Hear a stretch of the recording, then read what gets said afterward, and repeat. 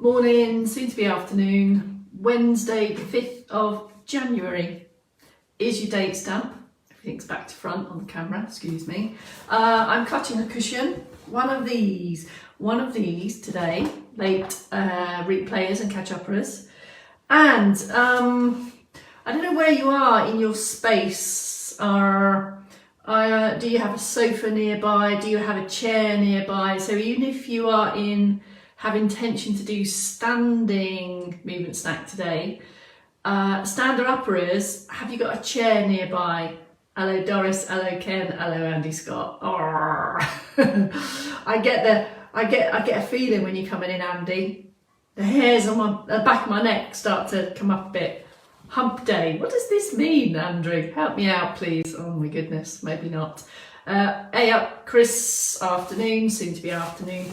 Grab a cushion, folks, and I don't know where you are. I might be offering some information today that means you're not in the right space to do the movement, so you might want to go back round. But basically, stander-uppers, you're going to need a chair. Obviously, sit-downers, you're going to need a chair too. Everyone needs a cushion, and maybe does anyone have a buffet?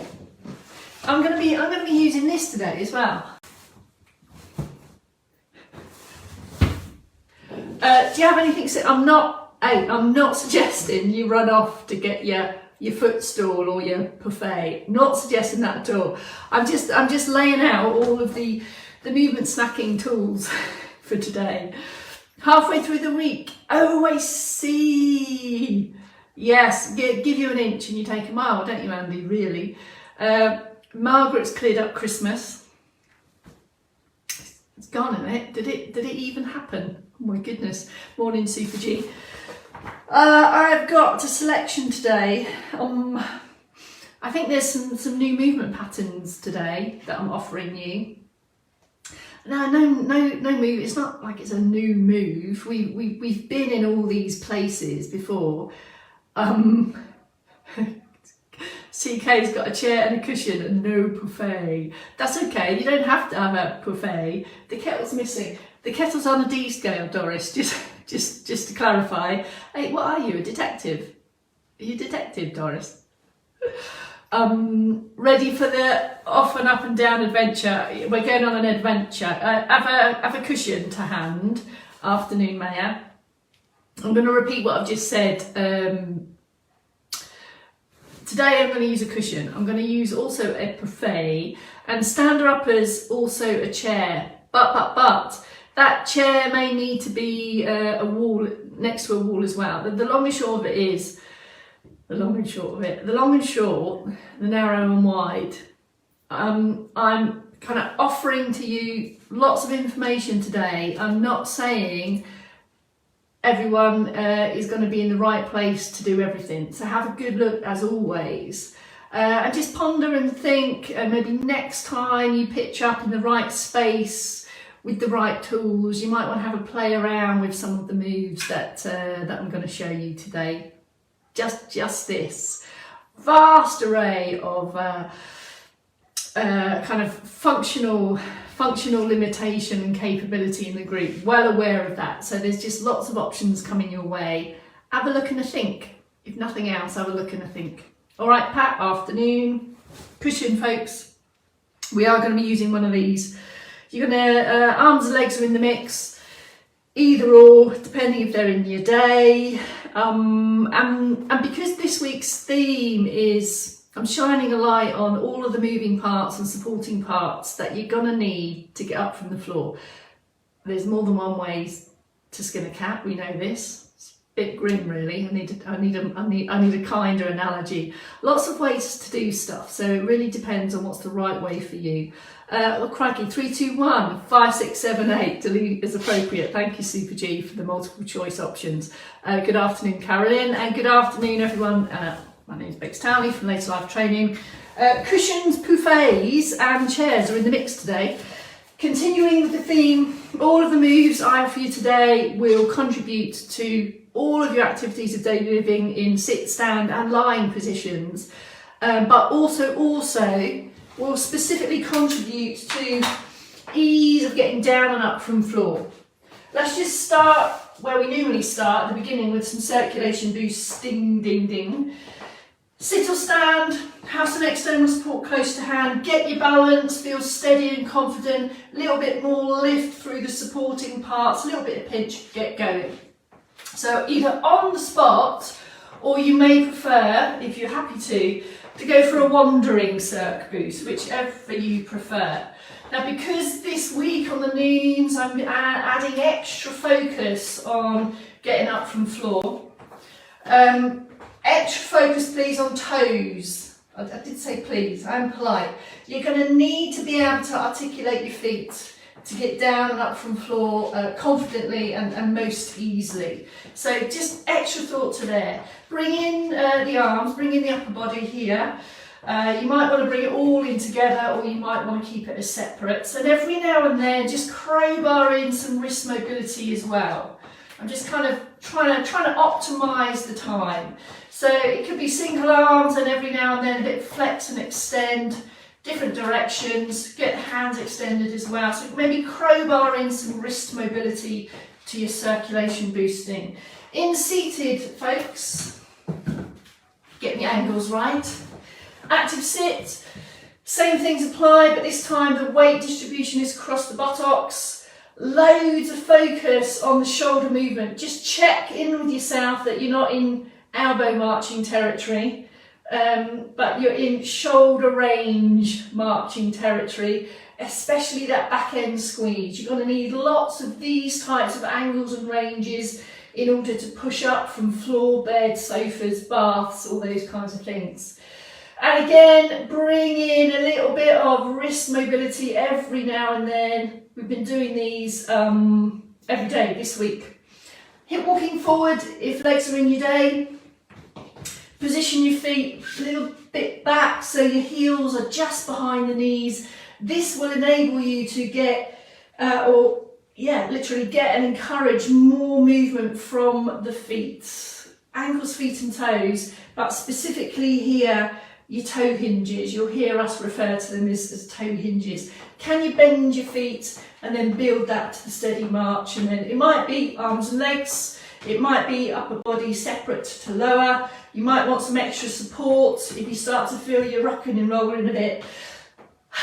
The end result is that the circulation booster is primarily, but not exclusively, designed to give you a little bit of that. Literally a little bit of boost, extra blood flow and heart and lungs, just on the light end of rising intensity.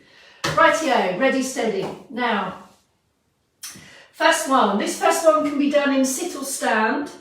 It's shoulders and shoulder blades and long arm type positions. So this, if you imagine in floor or bed, we need to roll and manoeuvre arms and have loads of movement around your trunk. So have a look at this. In sit or stand is exactly the same. We're going to take one arm, just palm facing forwards, running out, crikey there, look. How about there? Out to the side. The other hand, if you're in stand, have a wide stance.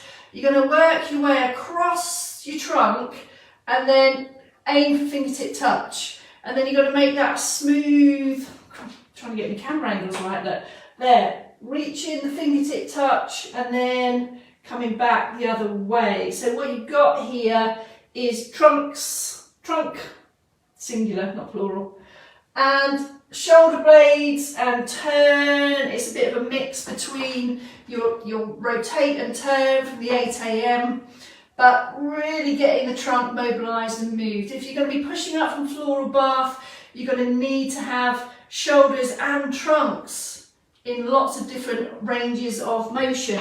Same in sit here, out to the side, comfortably so, not high up, just low. It can be as low as you want.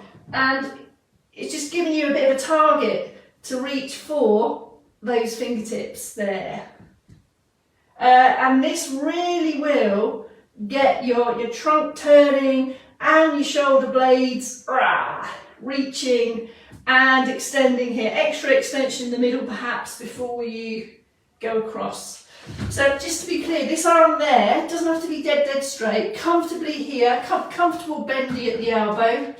Really struggling with my camera angles today. And then reaching across there. Okay, so that's your first one. Open arm fingertip reaches, I called that. You might have a better name. Right, switching from upper body to lower body now, legs. I'm going to give you the seated option first. And this is about hips picking up, having that range of motion to pick up knees. Now when you're in sit positions, of course, your thighs are already at 90 degrees. Now generally, during Cert Boost, we talk about the feet pushing the knees up.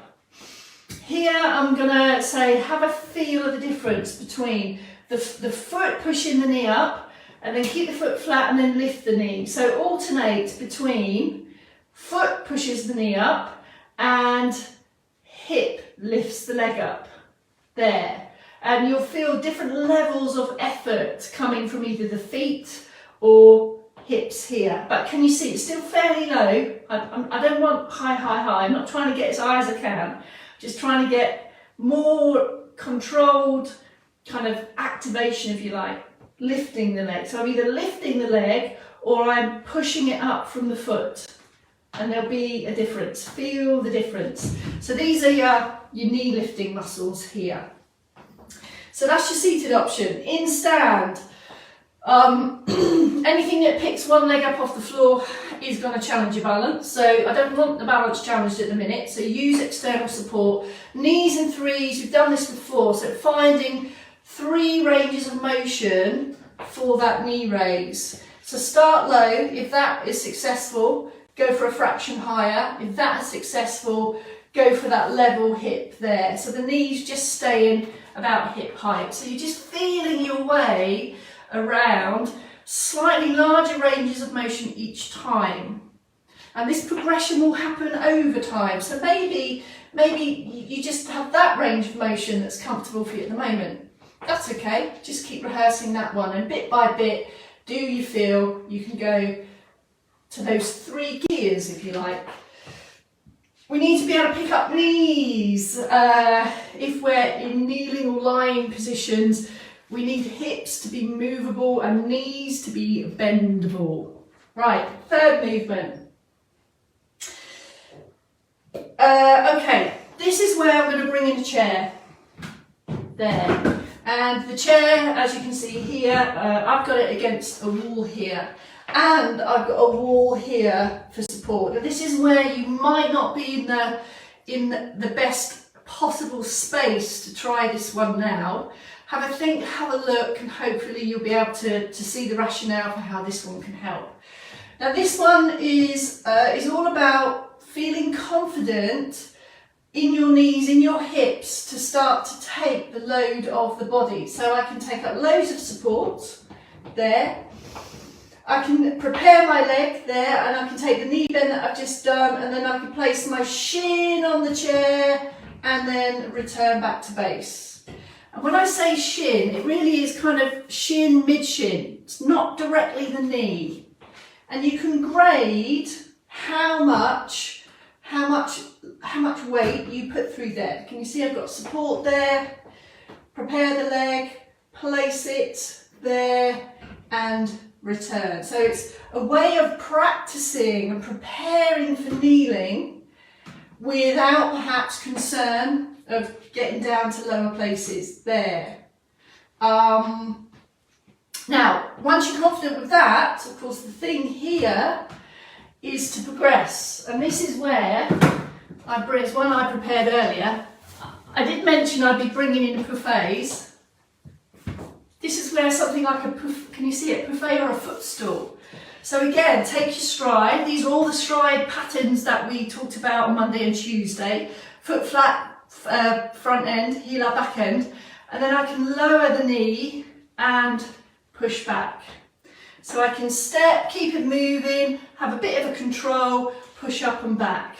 I've got support here to the side, step there and back. Let me give you a different angle. I'll give you a different angle there, I think so. And again, having the wall in front, travelling towards that fixed support. So remove the balance challenge. There's the flat foot and there's the heel up. There's the shin. It's almost like a shin balance and a return. Same on the other side. Can't quite squeeze through there. So do you have something? Now, if this feels too low, you can make it higher. You can put in your cushion there, and then you're going not quite as low. So bit by bit, you get to the point where you feel confident to kneel all the way down to the floor. There you go.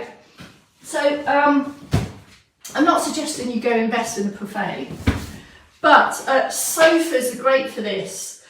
Sofas, depending on how high your bed is, your bed or your sofa, and generally speaking, the bed's going to have a wall end, isn't it? So use the bed to help rehearse these things. Right, what have we got next? Now, in seated. If you're in seated and you're not quite ready for that standing activity, she says, trying to remember what I had. I'm going to focus on, have a look at this one. Now again, this greatly depends on the kind of chair that you're sat in. Greatly depends. And it will improve over time. So have a look. This one might be appropriate for you. You need to be able to hip walk forward. So your buttocks are firmly on the chair. Now, bit by bit, if you watch this leg here, bit by bit, I'm getting my knee ready to bend. But can you see, the further back I go, the lower my thigh becomes, until eventually I'm actually in this position here of bit extension, and I can come back again. So you've got lots of toe mobility required here, toe and feet. Bit by bit, heel stays off, heel stays off, heel stays off. And I'm just creeping it behind, still through lifted posture, and then coming back. So can you see you're building up again those hippie flexor muscles there. It really depends on the kind of chair that you're in, whether this one's going to work for you. External support available to you if that's right for you. And if you don't feel that you can't make it underneath, then don't. Just go as far as you comfortably can and then come back. So and don't over-egg it, not loads and loads and loads, just a little bit each day, getting those knees to feel confident to bend. Okay, let's switch back to wrists. Cushions are in the mix now, folks. One of the key themes or kind of movement patterns that we need is to be able to put our body weight through hands, through wrists, and therefore through shoulders. So earlier this week we did the hands on the table to, crikey, squeezing in, to get load through the wrists here, and then we started to pick up one hand and then the other, so you get in single hands. I think I need to shift this angle a bit. There we go, that's better. So here's your standing option. Knees a little bit bent, weight directly through the hands. Watch the position of the back here. So is my hip hinge. I'm going to go elbow, elbow, hand, push up, push up. Elbow, elbow, forearms, forearms. And this is going to give you this shift between increasing a little bit more body weight through one hand and the other, but still being in control and having loads of support there. That's your standing option, or in seated, bring in the cushion, with or without. We've got our forearm press ups here, or we can actually start to push down into the cushion. So the cushion gives you, a range to work with. It gives you something to push against. So yes, we've been pushing against legs earlier this week. Bring in the cushion and it actually gives you something to press against. Do keep breathing. Anything that adds that extra bit of resistance, let it go. Let it go on the push. So avoid holding your breath, folks. And you can start to do a bit of a cat pad around the cushion here, like the cats do. Trying to get the wrists comfortable in that flex position. You're going to need that either to push up from the floor from front or to push from behind. You're going to need wrists, therefore you're going to need strong, stable shoulders. Okay, that was it on my list. I'm going to do a review. So during the cert boost, we started to get the wrists ready with some flex and extend, really specific, just little moves just to feel the wrists are movable and comfortable to be able to adopt the positions we're after. Then we did seated knee hovers. There was a seated option here. We went from lifting the leg to pushing the leg. So finding the difference between picking up the leg and pushing the leg with the foot. And in stand, we did knees in threes. 1, 2, 3 ranges of motion. Avoid the balance challenge by using support there comfortably. The aim ideally is to feel comfortable with knee at hip height. Okay, then we progressed that and I used the chair, or I used the buffet with a cushion on it, again using support to start to feel how you can take load through that leg. And it isn't just the knee, it's the shin. Use the whole of the shin. In fact, you can further use the cushion to further take that load off the knee there. So it's really getting the leg ready for that knee bend. Then seated option, seated suggestion for knee bend practice. Hip walk forward, support, creep the foot back, step the foot back, heels off the floor, and then starting to just feel your way around a knee bend here. You may not feel ready. This is, if you're not ready for that full foot under the chair, just creep it back. This is all about getting your knee comfortable to bend. All comfortable stuff. 1 or 2 to start with, 3 or 4 maximum. Just start to feel how you can move hips and knees and feet. And then the last one we had, oh crikey, I forgot this one. The start one was the open arm reaches. Crikey, wasn't it? That was to get your shoulder blades going. And the last one we had was taking the weight, either hand padding through the cushion, pushing through to get the wrists ready, or using the table. Coming off. Lizards in the sand there, starting to get wrists and shoulders ready to support body weight. All of this will contribute to feeling confident if you so desire to get down onto the floor, to set the fires, defrost the freezer, look under the sofa, look under the bed, get up from the floor, play with the grandchildren, all of this stuff. So these are the types of movements that are going to support success for that range of motion, but everything else as well.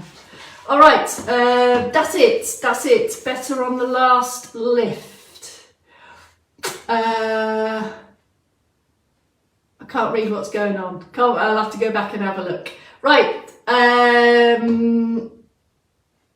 Kelsey at 4. I'll see you back tomorrow on the noon, and we'll continue this theme. All right, folks, bye for now.